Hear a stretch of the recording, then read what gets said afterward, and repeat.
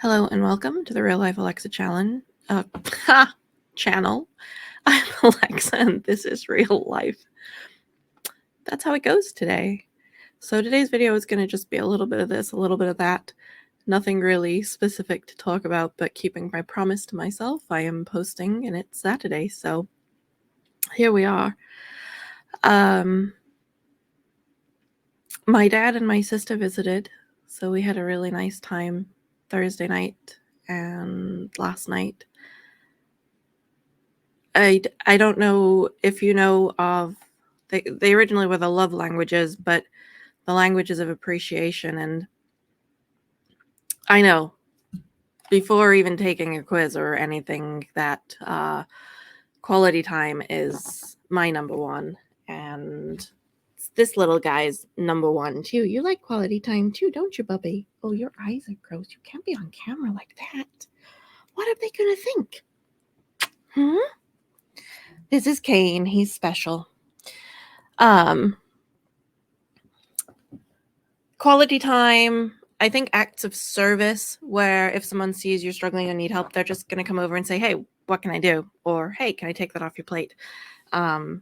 When people remember those little things about you, that you like something, you don't like something, you did something, I think it makes a big difference. And I notice, because it's something that I appreciate, I do it for other people, and some people get very shocked that you remember something that they told you, like, a couple years, 5, 6, 7 years ago, whatever.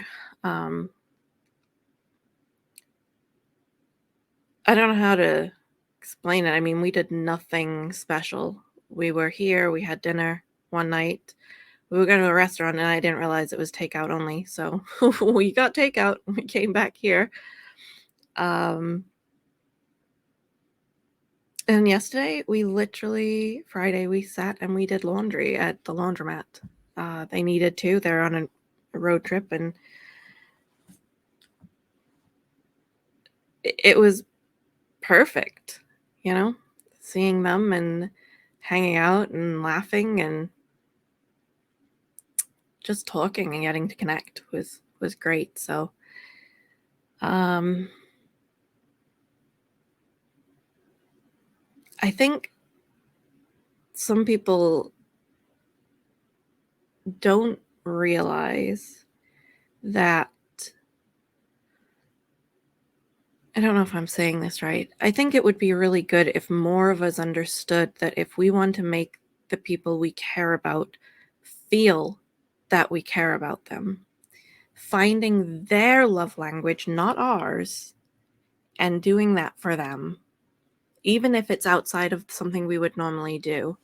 Like, my lowest one is physical gifts. It just is. I don't think of objects and gifts and things, but I try, and I'm not as good as I want to be, but I try to remember that people around me, that might be their love language, and I try to use that with them. I think the others, so we have acts of service, quality time, gifts. There's like physical touch. Oh yeah. The last one is the public praise. I don't think that's what it's called, but you can Google it. I might find a link and put it up for the website. It's interesting as I have evolved as a leader, as a manager, as a people leader, learning about these things and trying to incorporate them and figure out how they might work.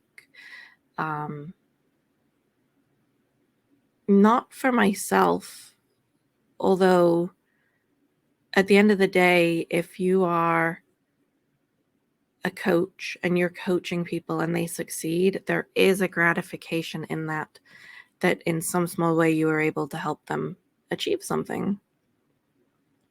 And that's the same, no matter whether it's sports, whether it's in an office, it doesn't matter. If you're taking that mentality of you are there to basically, servant leadership is my favorite leadership theory, style, whatever you want to say. I think situational leadership goes hand in hand with that. And I think that understanding what people's language of appreciation is, you can learn to speak that with them. And it can be as, crazy as learning a completely new language like English, Spanish, French, so on.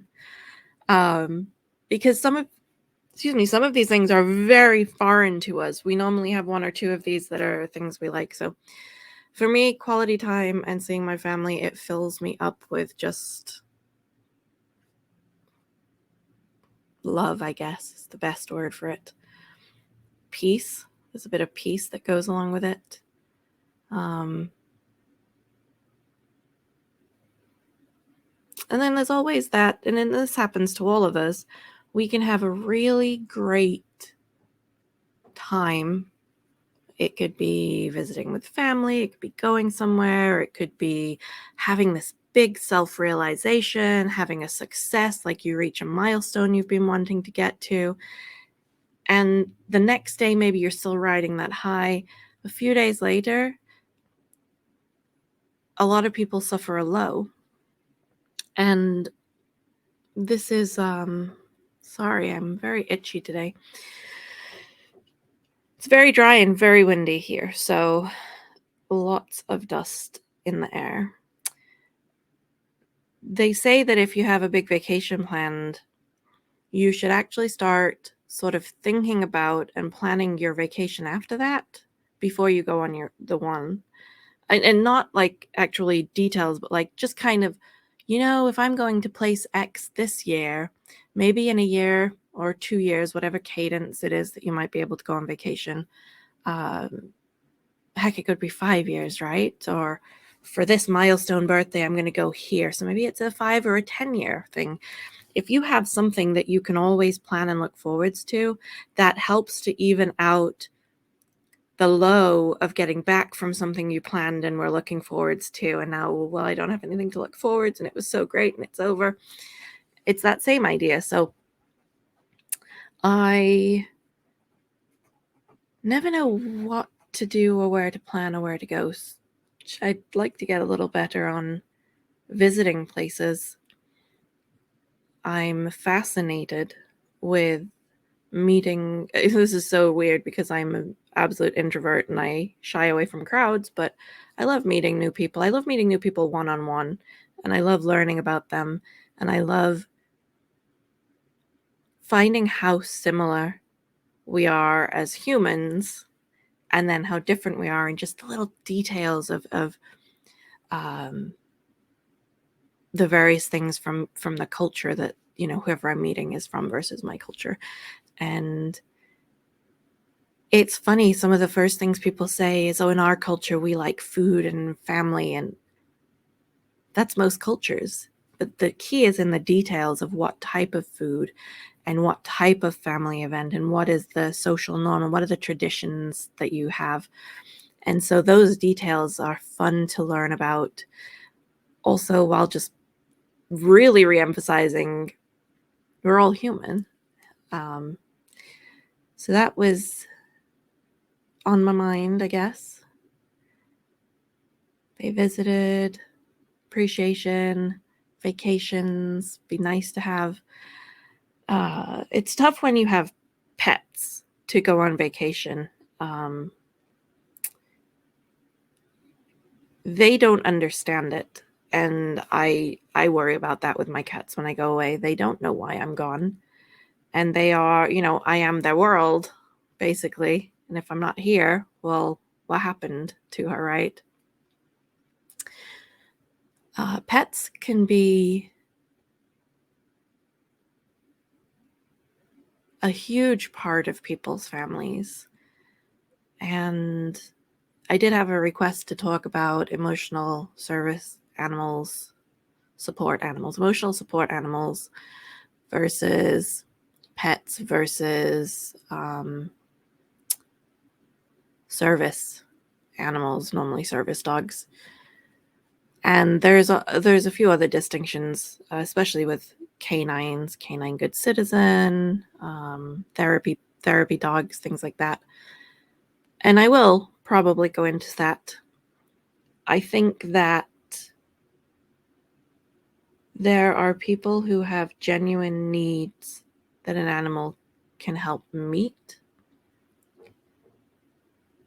And there are people that take advantage of rules that are going to end up making it harder for the people who need certain things. And it's really tough to see when people do break rules because it just is it's better convenience for them if they do that versus following the rules like the rest of us. I think we've all had those moments. I mean, isn't it the thing if you have people queue up and someone cuts in, see how people react? And I think most of us are like, wait, we've all been waiting in line. You need to wait till you need to go to the back of the line and wait like everyone else. And it's that same premise of people not following those rules and society and trust, because a lot of the stuff we do and a lot of the ways our society does function, both in a microcosm of it within our families and then in the macrocosm of between countries and everywhere in between, we have to be able to trust. And this is as simple as, I'd never thought about this. I was at a seminar 10 years ago now, my goodness. And they were talking about the speed of trust and driving. We have agreed upon rules of the road in our countries. And obviously different countries have different rules, but within the US, where I live in the US, the rules are we drive on the right, we stop at stop signs, and there's common rules, obviously, between countries. We know it's right on red unless there's no right on red, although I guess some states don't do right on red at all, which that gets me a little worried when I go to a new state. I don't know what the rule is.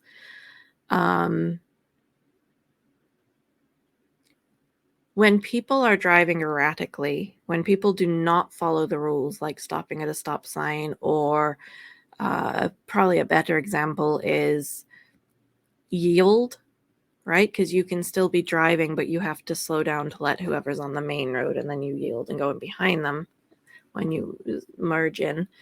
When people don't follow the rules, that's when accidents happen, because we are driving expecting others to follow the same rules. And when they don't, breaks trust. It breaks trust with not just the person who broke the rules, but now we question everyone else on the road as well. Like who's the next person that's going to break the rules and do something? And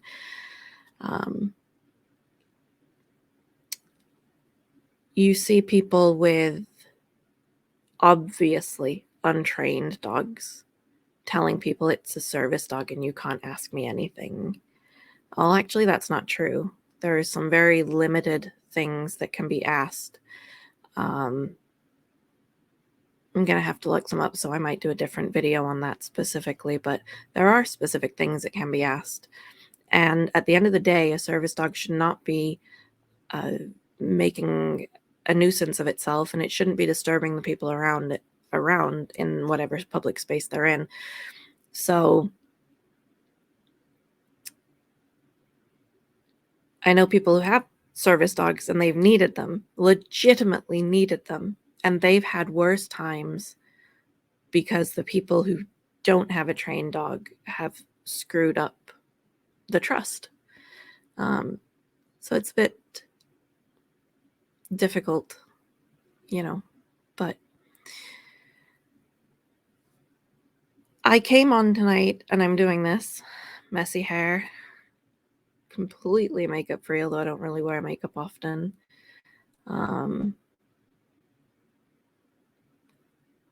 I wanted to keep my own trust. I spoke about this a few videos back.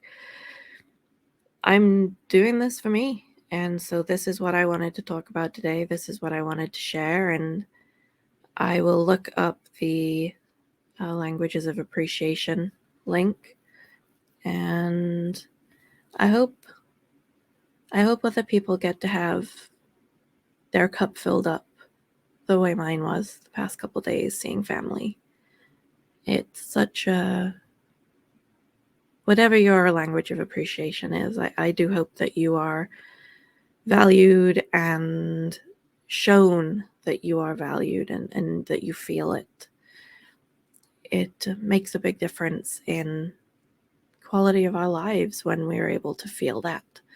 And yeah, I have to remind myself and make sure I figure out a way to make it not as long between times with seeing my family. So certain members of my family who don't live so close. But that's neither here nor there tonight. This is all I've got. And if you made it this far, thank you so much. That was silly, I said it backwards. Drop a like, subscribe, leave a comment, ask me a question, whatever. Thank you, and be kind to yourself.